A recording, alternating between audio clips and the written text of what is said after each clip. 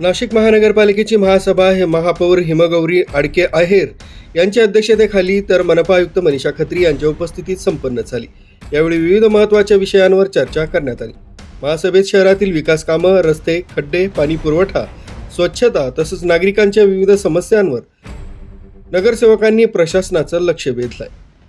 महासभेदरम्यान नगरसेवकांनी आपापल्या प्रभागातील प्रलंबित प्रश्न मांडत प्रशासनाकडून तातडीनं कारवाई करण्याची मागणी केली। तसंच नागरिकांना भेडसावणाऱ्या समस्या सोडवण्यासाठी ठोस निर्णय घेण्यावरही भर देण्यात आलाय। महासभेत नेमके कोणते ठराव मंजूर झाले याबाबत महापौर हिमगौरी आडके आहेर यांनी अधिक माहिती दिली। आज महासभेवर अनेक विषय चर्चेला आले।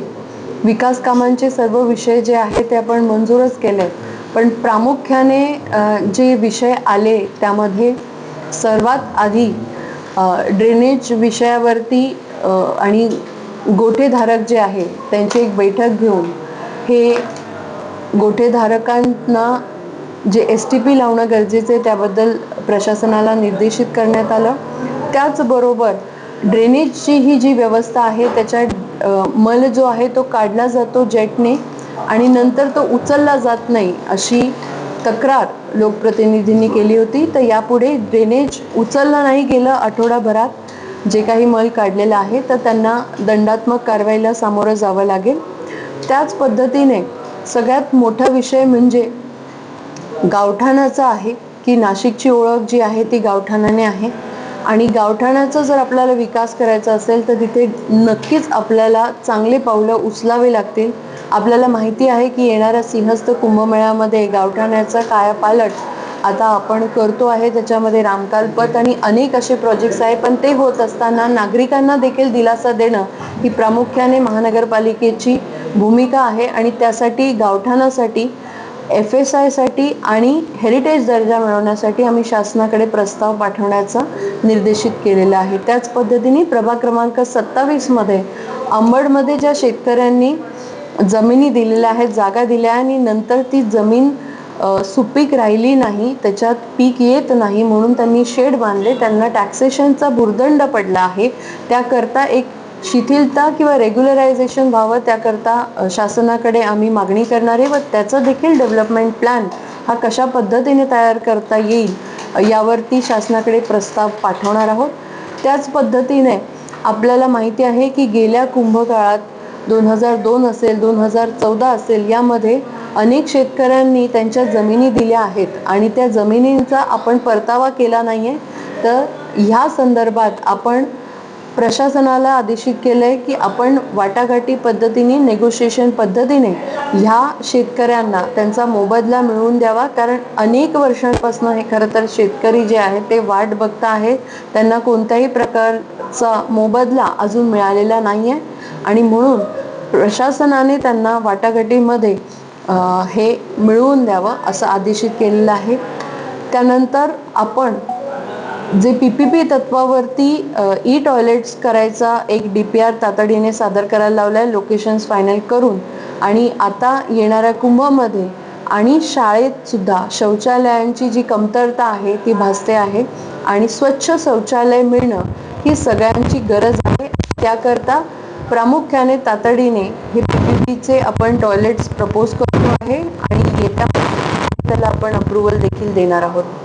गोदावरी नदी ही स्वच्छ झाली पाहिजे हे अनेकदा आपण उन्नत नाशिक अभियानांतर्गत बोललो आहोत आणि यासाठीचा जो DPR आहे तो अनेक ठिकाणी वेगवेगळ्या पद्धतीने तयार करायचा आहे, कारण कुठे नदी स्थिर आहे तर कुठे पाणी वाहतं आहे तर कुठे खडक आहे। त्यामुळे ह्या सगळ्या गोष्टीचा विचार करून आपण एक DPR तयार करतोय आणि CSRच्या माध्यमातून OPEXचं मॉडेल तयार करून ही मशिनरी घेऊन आपण प्रशासनाला आदेशित केलेलं आहे की तेही आम्हाला सादर करावं।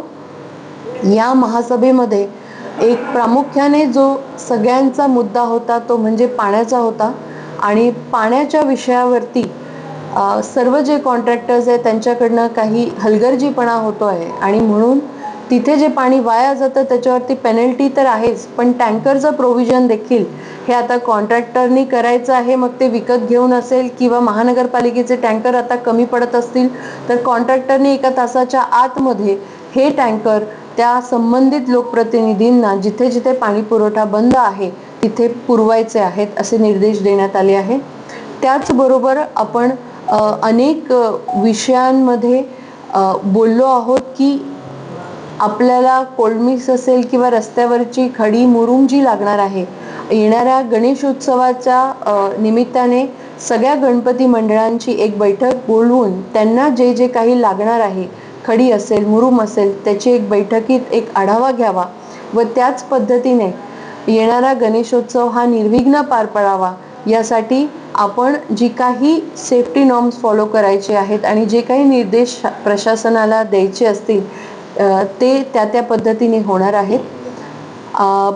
येणाऱ्या काळामध्ये कुंभाचे अनेक कामं सुरू आहेत आणि नागरिकांनी देखील संयम दाखवला आहे. सगळे लोकप्रतिनिधी, नागरिक, प्रशासन आणि आत्ता ज्यांची पालकमंत्री म्हणून नियुक्ती देखील झाली आहे त्यांचं सगळ्यांचं सन्माननीय कुंभमेळा मंत्री व पालकमंत्री गिरीशभाऊ महाजन यांचं सभागृहात सगळ्यांनीच अभिनंदन केलेलं आहे. त्या निर्णयाचं सगळ्यांनी स्वागत केलेलं आहे. हे झालेलं असताना सगळ्यांना एक विकास कामाची धडाडी आणि आता एकत्रित काम करण्याची एक स्फूर्ती मिळालेली आहे आणि आज सभागृहामध्ये विशेष समित्या ज्या होत्या त्यांचे सदस्य निवडीचा प्रस्ताव होता आणि तो पारित झालेला आहे. महिला बाल कल्याण समिती असेल, विधी समिती असेल, शहर सुधार समिती असेल किंवा शिक्षण समिती असेल, आरोग्य समिती असेल, या सगळ्या समित्यांवरती आपण त्यांचे सदस्य दिलेले आहेत आणि त्यानुसार पुढची जी काही प्रक्रिया असेल, पुढची जी काही प्रोसेस असेल ते आता प्रशासन फॉलो करेल. आणि ह्या समित्या झाल्यामुळे आपल्याला अजून हात खरं तर विशेष गोष्टींवरती लक्ष देण्यासाठी आणि विशेष निधी असेल, विधी असेल किंवा निधी मिळवायचं काम असेल महिला बाल कल्याणसाठी किंवा शिक्षणासाठी, हे अधिक सुखकर आणि सोयीचं होणार आहे. त्याच पद्धतीने आपल्याला माहिती आहे की विधी समिती जी आहे ती पाठपुरावा करत विषय आहे तो गेल्या वर्षी शासनाने पाठवला होता. तो मी विषय जो आहे तो दुरुस्तीसह मंजूर केला. लोकप्रतिनिधींची सर्वांची मागणी आहे. खरं तर या विषयामध्ये आपण जो निर्णय घेऊ तो शासन देखील आपल्याला पाठवतो, प्रशासन देखील त्याच्यावर विचार करतो आणि सभागृहाची अशी मागणी आहे की हा जो गणेशोत्सवांचा कर आहे तो माफ व्हावा. नक्कीच आपल्या संस्कृतीचा भाग आहे. येणारा कुंभ हा आपला अनेक उत्साहांना खरं तर पुढे गणेशोत्सवाने प्रारंभ होतो आहे आणि म्हणूनच ह्या गणेशोत्सवाला आपण कर माफी द्यावी असे सगळ्या लोकप्रतिनिधींची मागणी आहे आणि त्यावरती सकारात्मक विचार आम्ही नक्कीच करणार आहोत आणि ती कर माफी येत्या गणेश मंडळाच्या बैठकीत आपण देऊयात.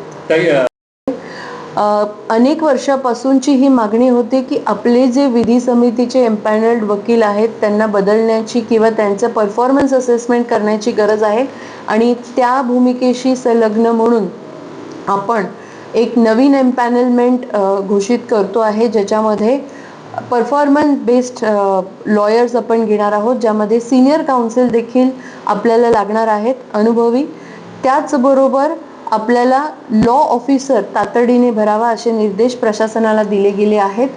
आपल्याला माहिती आहे की प्रॉपर्टी टॅक्स हे अतिशय महत्त्वाचं आहे आणि गेल्या काही काळात चुकीच्या पद्धतीने टॅक्सेशन लोकांकडनं घेण्यात आलं होतं.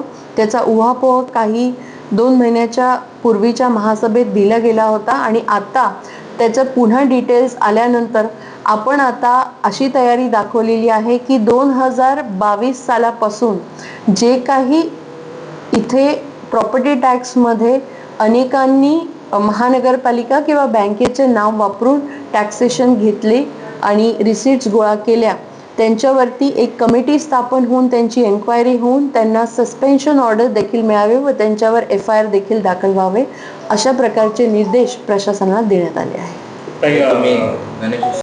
मंजूर करण्यात आजी माजी नगरसेवकांकडे काय विषय परिवारात त्या आजी माजी नगरसेवकांसाठी जो काही मेडिक्लेमचा विषय आहे त्याच्यामध्ये उपसूचना घेतली जाईल कारण त्याचा विभाग किती आहे, किती मंजुरी देण्यात येते आहे आणि डॉकेटचा जो काही डिटेल्स आहेत त्याचा विचार करून मग त्याच्यावरती उपसूचनेनुसार आपण ठराव पास करू. त्याचबरोबर एक यूट्यूब लाईव्ह थेट प्रक्षेपणाचा पण विषय प्रस्ताव आलेला आहे. यूट्यूब लाईव्ह प्रक्षेपण जे काही आहे, मला असं वाटतं की थेट प्रक्षेपण माध्यमांथ्रू होत आहे आणि यूट्यूबर्स जर आता सभागृहात अजून आपण ॲड केले तर त्याचा काय परिणाम होऊ शकतो. कारण गेल्या काही काळात आपण बघितले आहे की प्रसार माध्यमांचा इन्स्टा रील्सचा हे नाशिकला विचित्र पद्धतीने पोर्ट्रे करण्यासाठी वापर केला गेला आहे.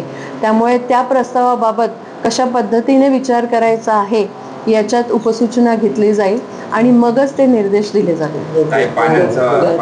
गरज आहे. सुरुवातीला जर आपण बघितलं की आदेशित करताना आज रुलिंगमध्ये मी एक 2 ते 5 मिनिटं बोलत होते नाशिकच्या विकासाबद्दल.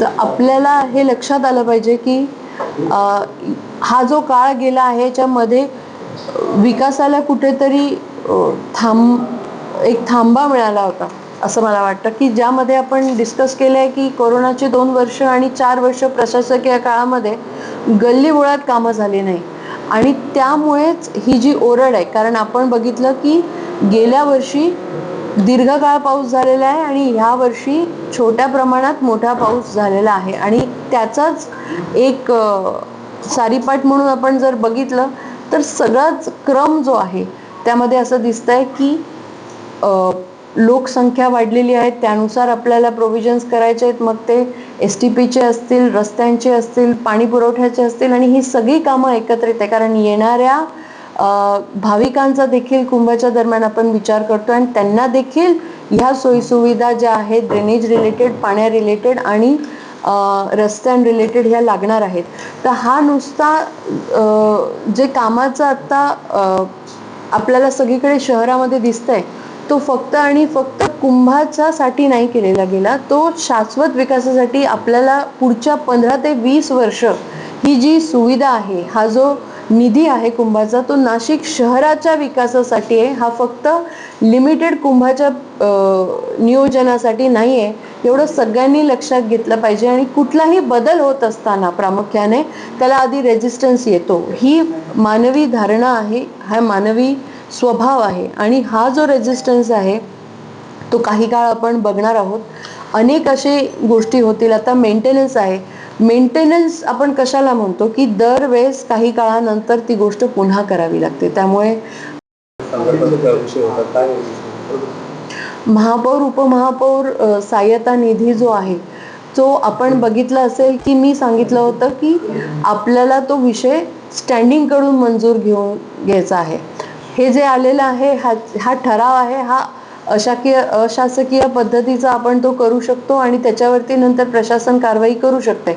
पण हे जे काही गोष्टी आहेत त्याला प्रोसेसनुसारच आपल्याला जावं लागणार आहे. जो आपल्याला सहाय्यता निधी आहे किंवा मागच्या महासभेत जी स्पेसिफिकली आपण घेतली होती त्यामध्ये हायकोर्टाचा जो निर्देश आहे त्याचं पालन करावं आणि ती समिती गठीत करावी असं मी निर्देशित केलं आहे. त्यामुळे हे जे काही सदस्यांचे विषय असतील किंवा पुन्हा जर प्रशासनाने काही दिलं असेल तर मला असं वाटतं हायकोर्टाच्या निर्देशासमोर हे सगळे जे उपाययोजना आहे त्यात ऑलरेडी त्याचा समावेश केला गेला आणि त्यानुसार कारवाई होईल. MN भारतसाठी संदेश केदारे, नाशिक.